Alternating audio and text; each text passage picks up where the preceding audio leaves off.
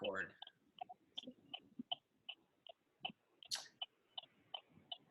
Anyone? Chris, sounds like you're at a stoplight. I am, yeah. So so my week this week was mainly about I think we talked about the buffer app and setting up posts and everything. So Yep. I went. My activity this week was finding posts on Pinterest that go according to some of the hashtags and stuff that I've made for myself.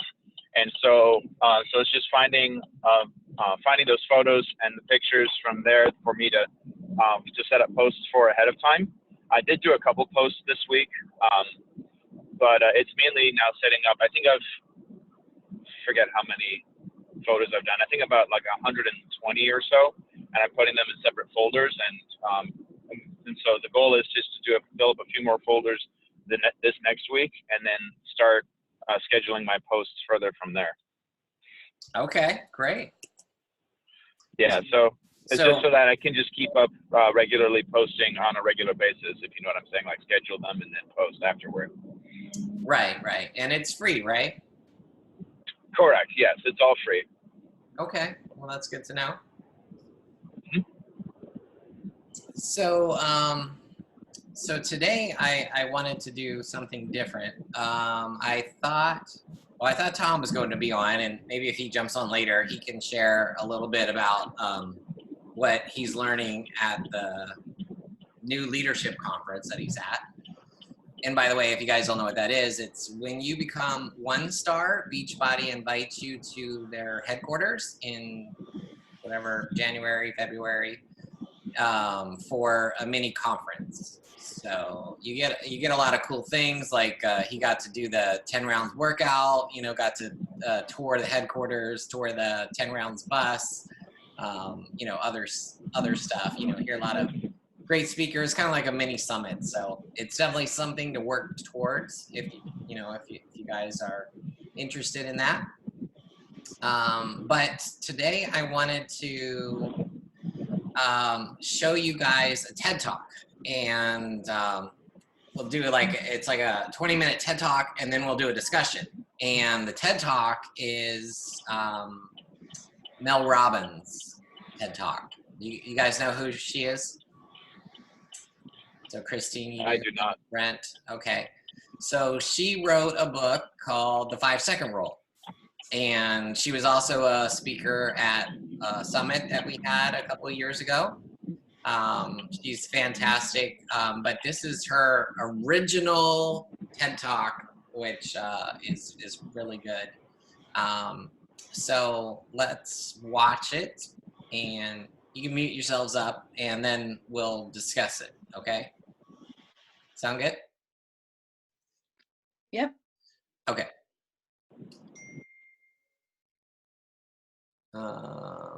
Oh, Tom says flight nightmares, so I guess he won't be able to join us.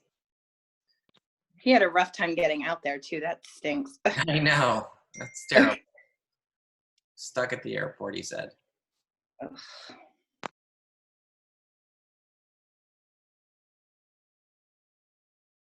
Okay, can you guys see my screen?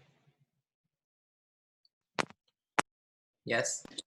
Yeah, sorry. I was trying to unmute. It wasn't working. Yeah, I can see it. Let me see if I make it full screen. You can still see it? Yep. Okay. Welcome. Hello, San Francisco. TEDx. Oh my God, blinding light. Hi, everybody. How are you? Fine. Oh my gosh. Okay, so my name is Mel Robbins, and for the last 17 years, I have done nothing but help people get everything that they want. Within reason. My husband's here. And so I've done it in the courtroom, in the boardroom, in the bedroom, in people's living room, whatever room you want to be in. If I'm there, I will help you get whatever you want by any means necessary. For the last 3 years, I host a syndicated radio show. 5 days a week, I go live in 40 cities, and I talk to men and women across America who feel stuck. Do you know that 1/3 of Americans feel dissatisfied with their lives right now? That is 100 million people. That's insane.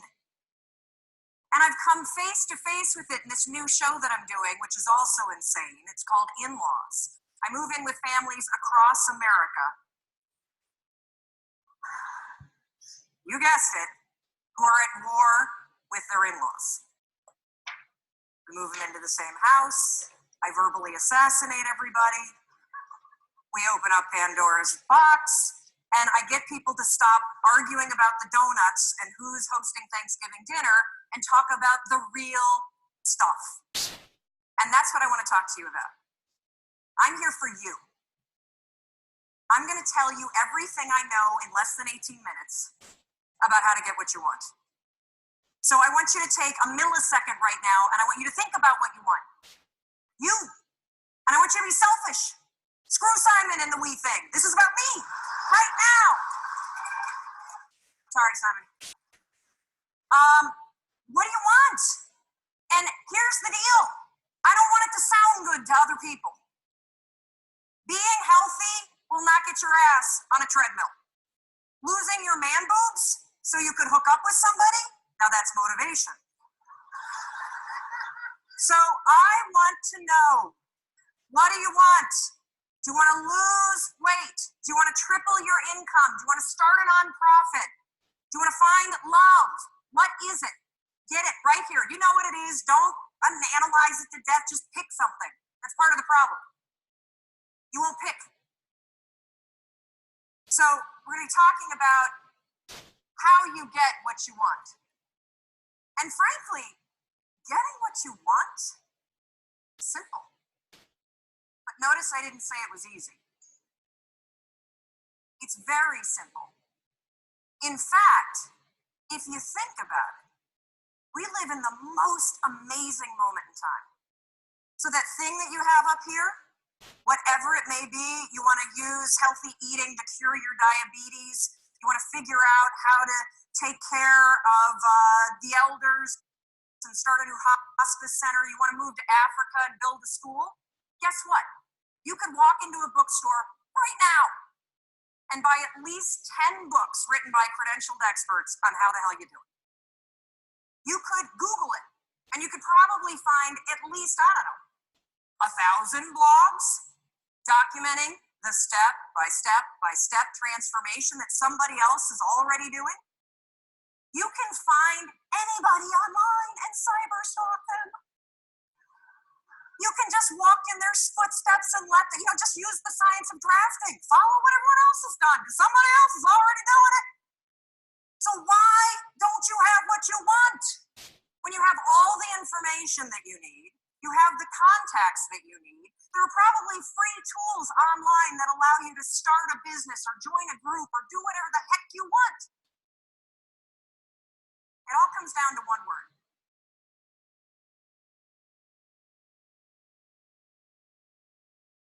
Shut the front door. You know what I'm talking about? The F-bomb. It's everywhere. You hear it all the time, and I honestly don't understand what the appeal is of the word. I mean, you don't sound smart when you say it. And it's really not expressing how you really feel.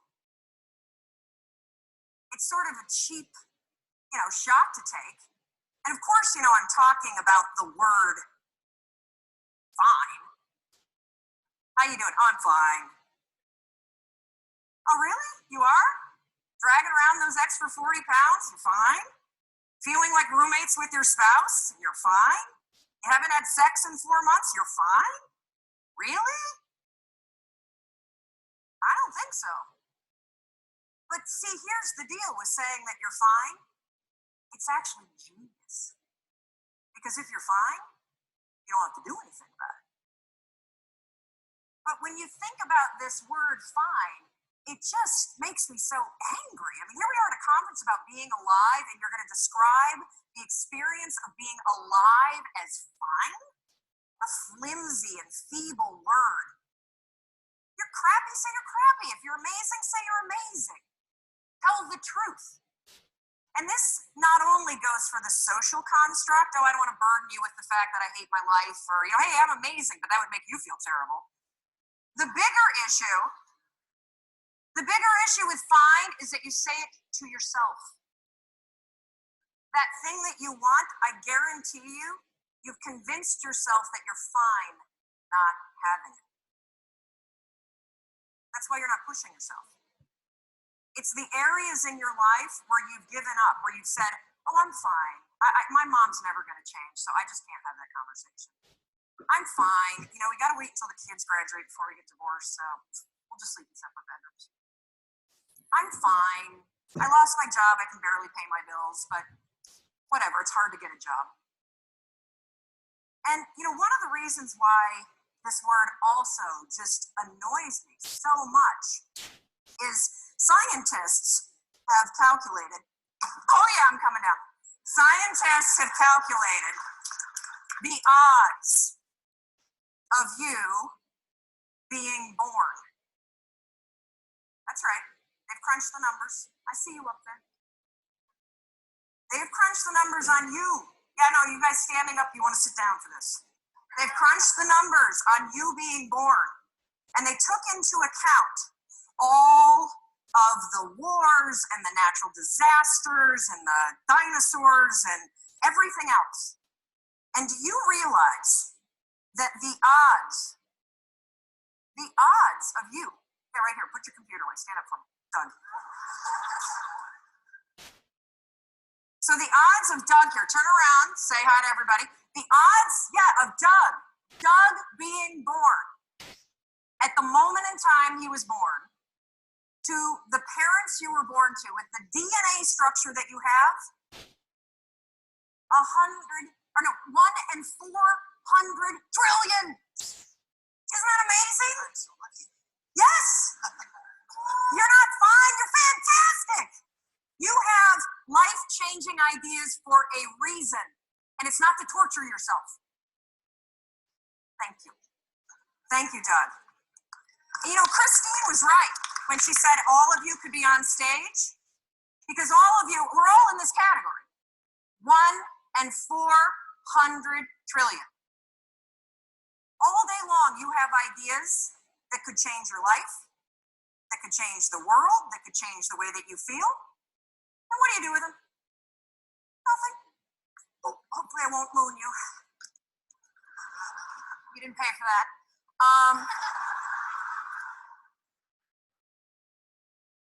And I want you to just think for a minute, because we all have, I love to use the analogy, the inner snooze button. You have these amazing ideas that bubble up, right? You've been watching people all day, and I guarantee you, like, you know, ping pong balls, boom, boom, boom, boom, boom, boom, boom. You got an idea, what should do this, should do that. And every time you have an idea, what do you do? Oh, it's snooze. What's the first decision you made this morning? I bet it was to go back to bed. Yeah, the first decision today, I'm 1 in 400 trillion, I'm gonna go back to sleep. And I get it. Your bed is comfortable. It's cozy, it's warm. If you're lucky, you've got, you know, like somebody that you love next to you, or in my case, I've got my husband and my 2 kids and possibly the dog. And the reason why I'm bringing up this first decision that you made today and the inner snooze alarm is because in any area of your life that you want to change, there's one fact that you need to know. This one. You're never going to feel like it. Ever. No one's coming. Motivation isn't happening. You're never going to feel like it. Scientists call it activation energy. That's what they call the force required to get you to change from what you're doing on autopilot to do something new. So try this test tomorrow. You think you're so fancy. I know you're attending TED. Try this. Tomorrow morning, set your alarm for 30 minutes earlier. And then when it goes off, take those sheets, throw them off, and stand up and start your day. No snooze, no delay, no I'll just wait here for 5 seconds because Mel's not standing here. Do it. And the reason why I want you to do it is because you will come face to face with the physical and I mean physical force that's required to change your behavior. Do you think that somebody who needs to lose weight ever feels like going on a diet? Of course not. Do you think they ever feel like eating boiled chicken and peas instead of a croissant? I don't think so. The activation energy required to get your ass away from your computer and out your front door to go on the walk you said that you were going to go on is the exact same amount of force that it takes you to push yourself out of a warm bed and into a cold room. What's interesting about being an adult is that when you become 18, nobody tells you that it's now going to be your job to parent yourself. And by parent yourself, I mean it's your job to make yourself do the crap you don't want to do so you can be everything that you're supposed to be. And you're so damn busy waiting to feel like it. And you're never going to. My son never feels like getting off his DS. That's my job. Get off the damn DS. Kendall, clean up the Barbies. If you're going to have a nude party in my bathroom, at least clean it up. God, chew with your mouth closed. We're not in a barn, for crying out loud. All right, dinner's coming. Get out of the pantry. As parents, and you were a kid, your parents make you do the things you don't feel like doing because you won't. Ever. Not now, not then, not ever. And even when you get good at something, you'll figure out something else you don't want to do. And then you'll plateau out and you'll get bored and I hate this job. It's boring. But will you look for new? No. You'll just bitch about that one. It's very, very simple to get what you want. But it's not easy. You have to force yourself. And I mean force. And the reason why I use the word force, when Roz was up here and talking about the emotion tracking and showed the picture of the two sides of the brain, I look at the brain the exact same way. Only I describe one side of your brain as autopilot and the other side is emergency brake. That's the only two speeds you get. Autopilot, emergency brake. And guess which one your brain likes better? Autopilot. You've had the experience where you've driven to work, right? And you get there, you're like, oh my God, I don't remember driving here. You weren't drunk. That was your brain on autopilot. It was functioning just at this level. And the problem with your mind is that anytime you do anything that's different from your normal routine, guess what your brain does? Emergency brake. And it has that reaction for everything. Everything. You walk into the kitchen and you see everybody's left their breakfast dishes for you. And you think for the 100th time, I'm going to kill them. In fact, I'm going to leave them here and I'm going to make them do it. But that's not your normal routine, is it? So your mind goes, emergency brake. And you go right into autopilot. I'll just load it and be pissed. And then not have sex. That's what I'm going to do.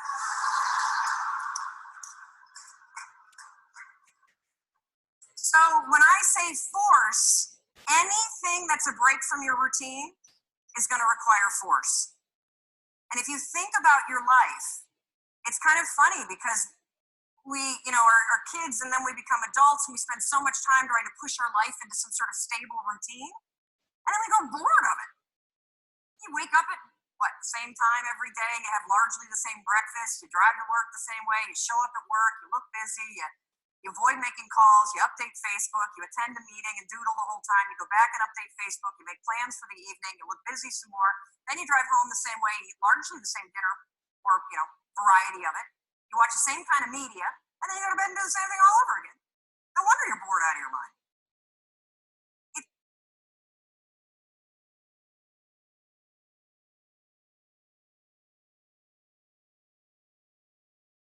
It's killing you.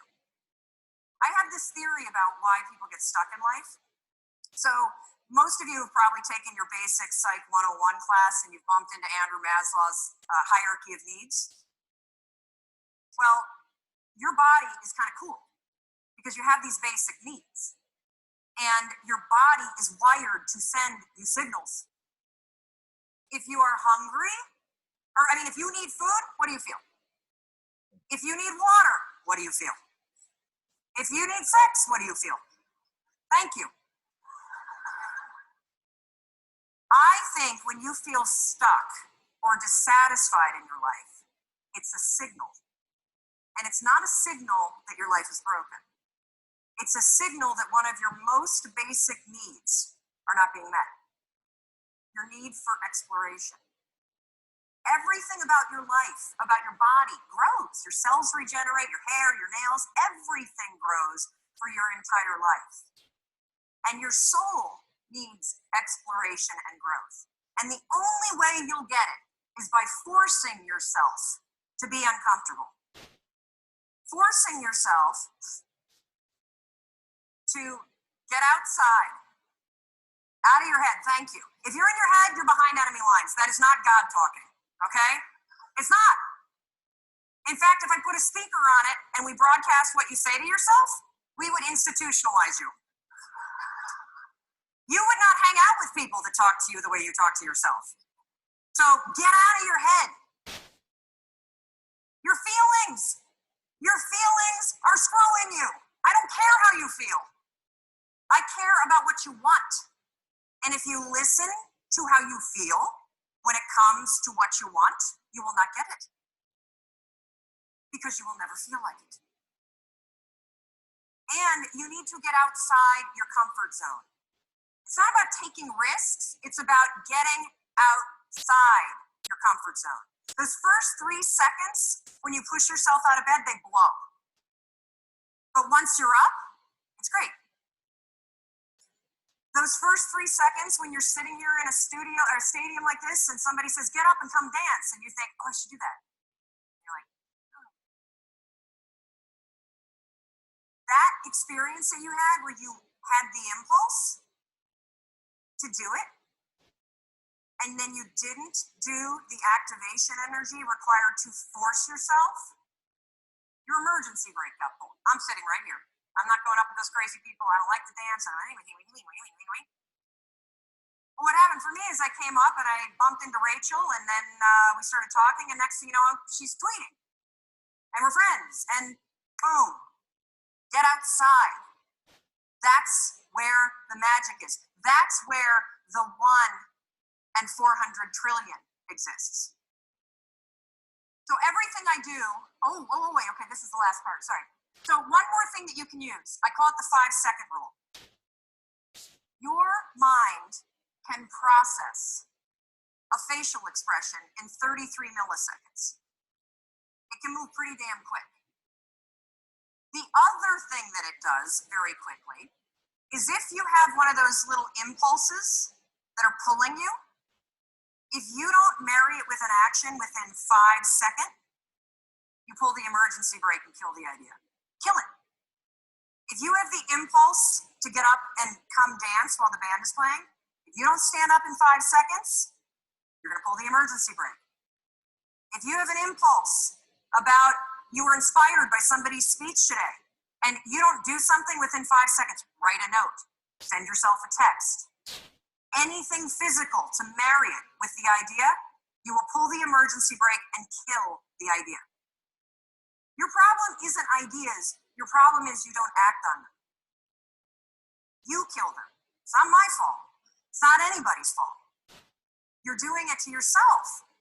Stop it. I'm counting on you. 1 and 400 trillion. You got stuff to do. And it's not going to happen in your head. So I want you to practice this today. When we go off to party, thank God it's coming soon, because I think we all could use a cocktail. I want you to practice the 5-second rule. You see somebody and you think you have that impulse, they look interesting. Walk over there. You were inspired by somebody and you have a request, make it. That's why you're here. Experiment with it, and I think you'll be shocked about what happens. And one more thing, I want you to know that everything that I do, whether it's the radio show or the television show or the book that I wrote or the column, it's for you. And if there is anything that I can do, if I can do anything to make you do the things you don't want to do so you can have what you want, I will do it. But you need to walk over, you need to open your mouth, and you need to make the request. You got it? Good. Go do it.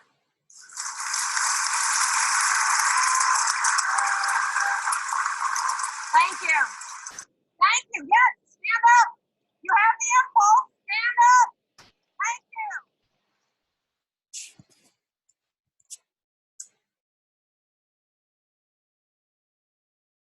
Okay. Well, what'd you guys think? If you're still wasting money on expensive laundry detergent, stop what you're doing right now and get. There we go. So, I think like when she spoke at Summit, she said like that was her first TED Talk, and I think it had like 2 million views or 22 million views or something like that. But like she just spoke about the 5-second rule like at the end, just briefly, right? I mean, and then it kind of exploded and turned into a best-selling book. And if you haven't read the book yet, I highly recommend getting it, reading it. I think I also have the audio book, and I believe it's read by her. I forget, but that's also an option if you don't like to read or you don't have time to read.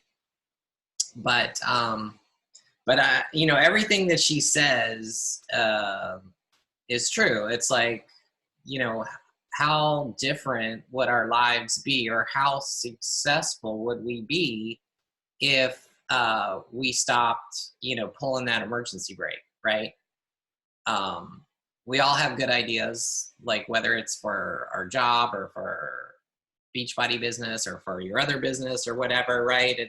And how often do you not act on it, right? It's like, oh, I really should talk to so-and-so about becoming a coach, or hey, I really should send out an email to everybody, or I really should start doing videos and stories on Instagram, right? But we don't do it because of fear most of the time, or like she said, because we're just comfortable, right? And then we complain, right, that, oh, our business is not where we want it to be, or our relationship's not where we want it to be, right?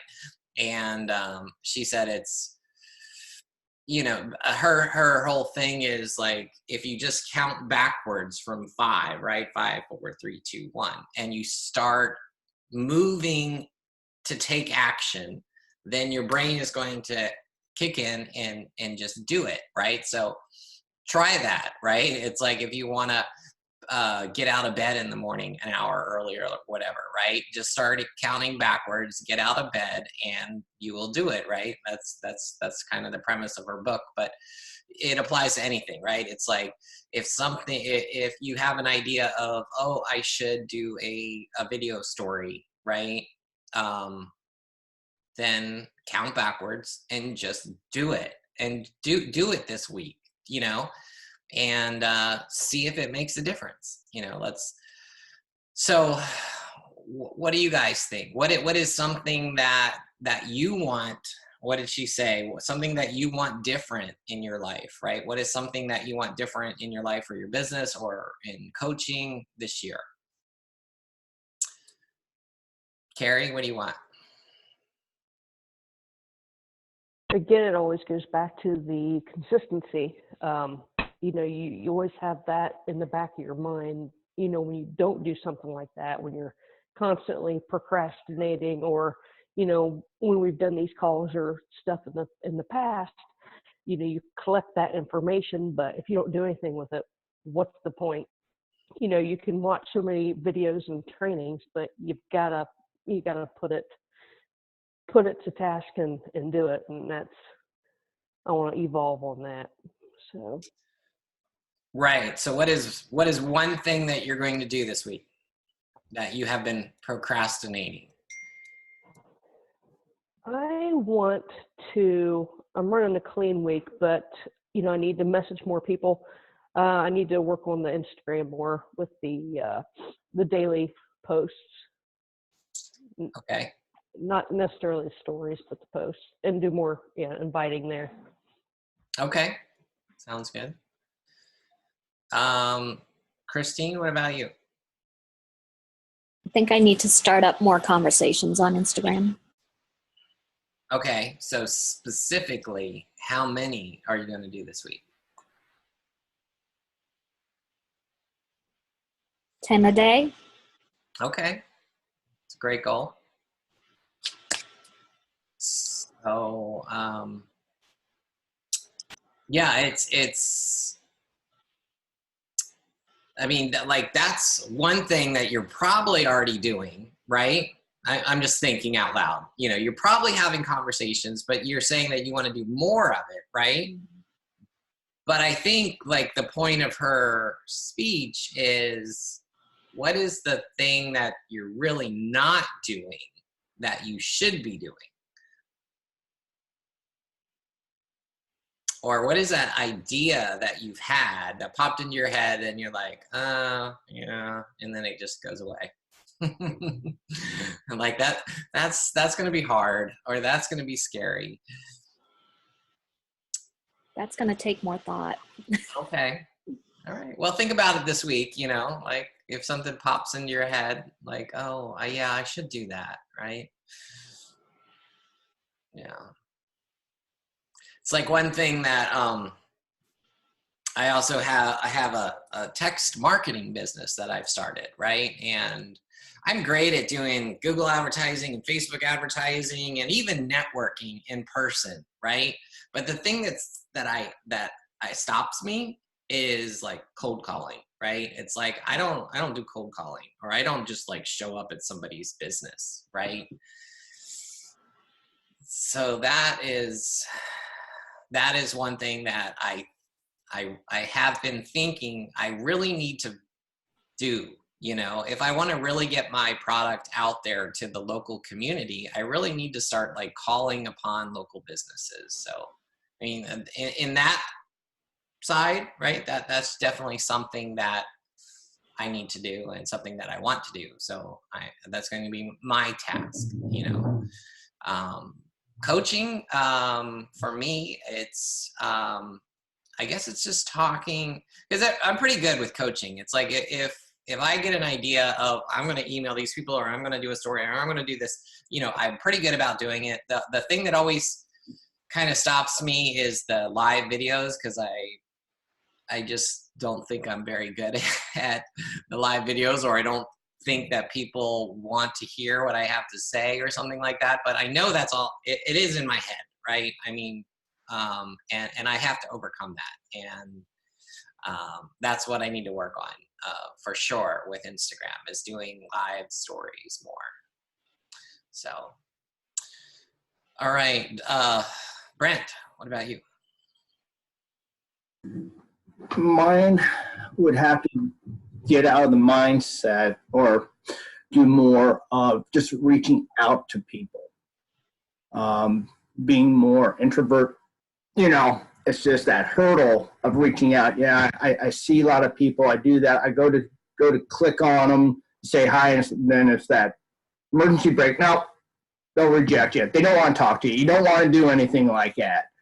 So you skip over it. And then, of course, that goes to, if I'm not reaching out, I'm not inviting. Right. And it's that snowball effect. I would have to say it's just getting out of that mindset or getting past that idea or the hitting emergency brake that they're just going to reject you. They don't want to talk to you. And just go for it and try to talk to as many people as I can online, whether it's Facebook, Instagram, or whichever. Yeah. What do you think is stopping you from reaching out to people? I would say it's just that idea that they probably don't want to talk to me, or am I not that interesting? Even though I'm trying to follow some hashtags. Yeah. What can I bring to the table? Just being as quiet as I am. Right. a lot of people. That it's those things that I know I got to get past and just start opening up and talking more. Right. Yeah. Carrie says that her 16-year-old makes fun of her if you go live or do something stupid. That's always great, right? The support at home, right? It's like you don't even have to worry about like other people being upset with you when you get, made fun of at home, right? Yes. So yeah, for me, it's like messaging people that I don't know is not a big deal. Like that, doesn't affect me at all, right? But I guess going live, I guess I feel like I'm going to say something stupid. I don't know, right? I guess that I get that kind of fear, right? Because that's to a much bigger audience. But then I look at like Tom, who's fantastic at it. And I'm like, when he started, he couldn't even like talk at all to the camera. Yeah. Now he's like fantastic. I got to get better, So, yeah. All right, Rachel, what about you? Yeah, I think for mine, it is definitely inviting, but I think it goes back to like, what do I want? And I want like my journey to be going well and that to help other people. But I think I get stuck with inviting too. And like when I think it was Christine was like, message 10 people a day. I'm like, oh my gosh, I can't message 10 strangers a day. But the one thing she said in the TED Talk was like, you have to force yourself out your comfort zone. And I don't know if anyone follows the Enneagram like I do. I'm kind of obsessed. But I'm an Enneagram too. So like one of my biggest fears is like that I'm going to like bug someone. Like I just want to help everyone. I don't want to bug people. So for me, I'm like, oh, if I message them and they're annoyed, like even if I don't know them, I'm like worried about their feelings, which is really, really dumb. So I think that I have gotten better about posting. Well, I just started a new program, so I have not posted as many like videos of my workouts and stuff this week. So I actually took one today to post. It's like that first week awkwardness. You're like, oh, I don't know these moves. I don't want to post it. But I think mine is definitely reaching out to people. And I'm like, I was like 10 people a day. I'm like, oh, maybe I'll reach out to like 2 people a day. And that would still be an improvement for me. So. Well, think of it this way. It's like, I don't reach out to, it's the whole cold calling mentality. I don't reach out to people like as a cold invite. They've taken the first action or they've taken a response action to me. It's like maybe I followed them and then they followed me back, right? So then I thank them for following me and I ask them a question, right? So really, so you shouldn't fear that, right? Because you're just thanking them for following you. You could do the same thing if they liked your picture. You could say, hey, thanks for liking my picture, and ask them a question, right? Yeah. Or let's say you search their hashtags and you commented on their photo and then they comment back to you and then you send them a follow request and a message, right? Then that's logical, right? I mean, that makes sense. And, something else that you can do is like the polls in the stories, right? It's like, or you can even message people who viewed your story, but if you do like a poll and you ask a question and somebody answers it, then just message them, right? So there's different things that you can do so that it's not weird, right? Or you don't feel awkward or whatever. So. Yeah, thank you. Yeah. Hey, Chris, you there? I'm still here. Okay, so what about you? So for me, the thing that I really had to solve for me this week was finding a good time for me to wake up in the morning. You know how she was mentioning about, set your alarm 30 minutes earlier kind of thing. I think I was trying to take too big of a chunk before. I was trying to do too much at one time, like, waking up at crazy early times in the morning, like 3 in the morning, try to get a workout in and then try to do my overtime at my job kind of thing. So as I was assessing my week this week, I said, okay, what is one good time that I can wake up every day of the week so that I can get a workout in, so that I can go ahead and do the things that I need to at the beach body as well as other things. And so this week I started waking up at one regular time, and I've seen a lot more productivity, which is what I was talking to you about before with setting up the posts, creating folders and things like that with the with the Pinterest and setting up for Instagram in the future. So one thing that I think that I can try to do is that, because we're starting to get into the season where people are not calling into my work as much, is on my downtimes, I think I should use that downtime when I'm not talking on the phones, when someone's not calling me. I can use that to do my follows. I can use that to do conversations with people. So maybe get into a mindset of, you know, at least do my like 50 or 70 follows, and then slowly work up to 100, and then start conversing with people, you know, by chatting that way. Because there is some downtime at work that I could possibly use. It's just I need to get into that mindset. Yeah, absolutely. And if you're not allowed to do it at your desk, right, because you can't be on Facebook, well, maybe just go sit in your car for, you know, lunch or whatever, right? And yeah, true. Well, we also have our lunches too. So I mean, so when you have, I mean, it only takes me 20 minutes to eat. So it's like, you know, use that other time to, instead of just, you know, browsing social media, I could use that time to do that too. So right, yeah. So great.